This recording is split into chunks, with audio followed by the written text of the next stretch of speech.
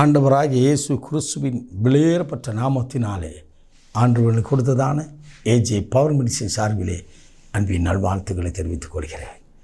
எனக்கு அருமையானவர்களே, இந்த சமூக ஊடகத்தின் மூலமாய், இந்த இணையதளத்தின் மூலமாய் ஒவ்வொரு நாளும் ஆண்டவருடைய வார்த்தையை நாம் தியானித்து கொண்டிருக்கிறோம்.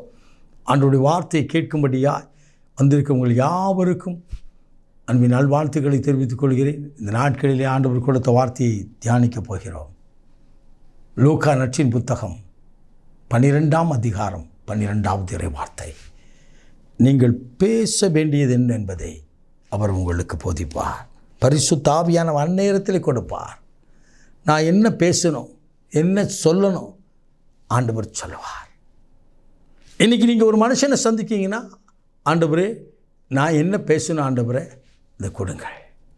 எனக்கு அருமையானவளே, இந்த ஊழிய பாதையில் என்னை அழைத்த போது நான் பிறவிலே கொண்ட வாயோடு இருந்தவன். 19 வயசு வர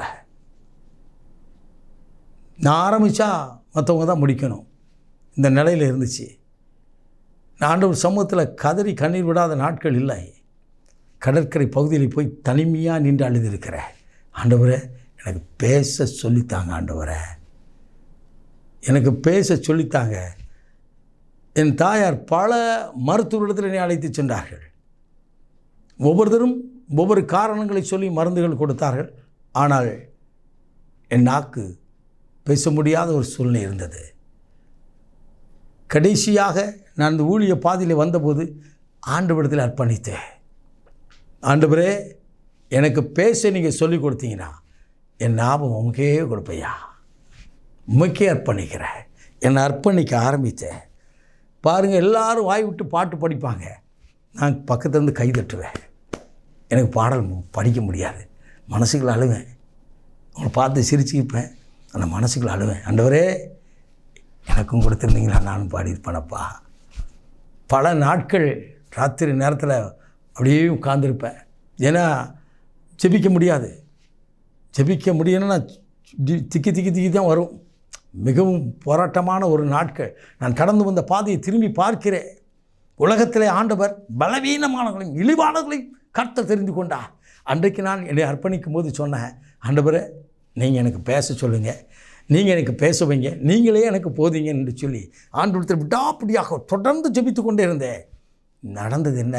ஒரு மருந்தும் கொடுக்கவில்லை, ஒரு மாத்திரையும் கொடுக்கவில்லை. பச்சிலையும் மருந்தும் சுகம் கொடுக்காது, கர்த்தருடைய வார்த்தையை நலம் தரும் என்று வேதம் சொல்கிறது. அவர் எனக்கு பேச சொல்லிக் கொடுத்தார்.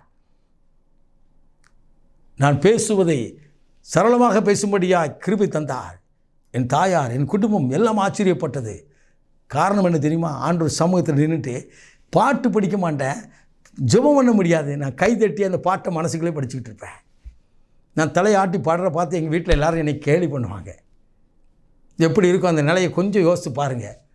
இந்த நிலையில் இருந்தவனை தான் ஆண்டவர் ஊழியக்காரனாய் ஸ்தானத்தை கொடுத்தார். அன்றைக்கு நான் உண்மையாக இருந்தேன்.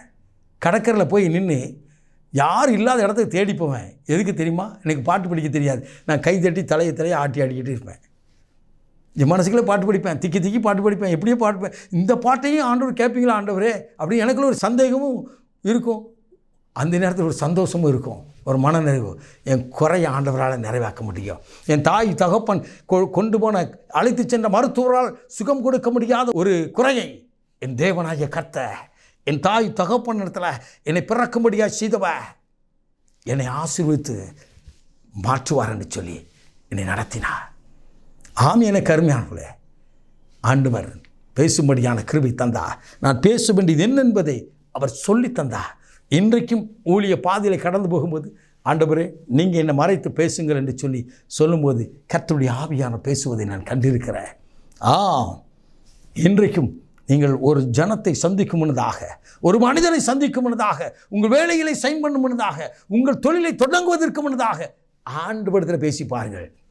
அவர் உங்களுக்கு போதிப்பார், உங்களை நடத்துவார். நீங்கள் பேச வேண்டியது என்ன என்பதை உங்கள் நாவில் கொடுப்பார், அந்நேரத்தில் கொடுப்பார்.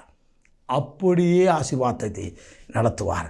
அந்த நாள் இந்த நாள் ஆசீர்வாதமாய் மாத்திரமல்ல, ஒவ்வொரு நாளைக்கும் ஆசீர்வாத ஊற்றாய் விளங்கப் போகிறது.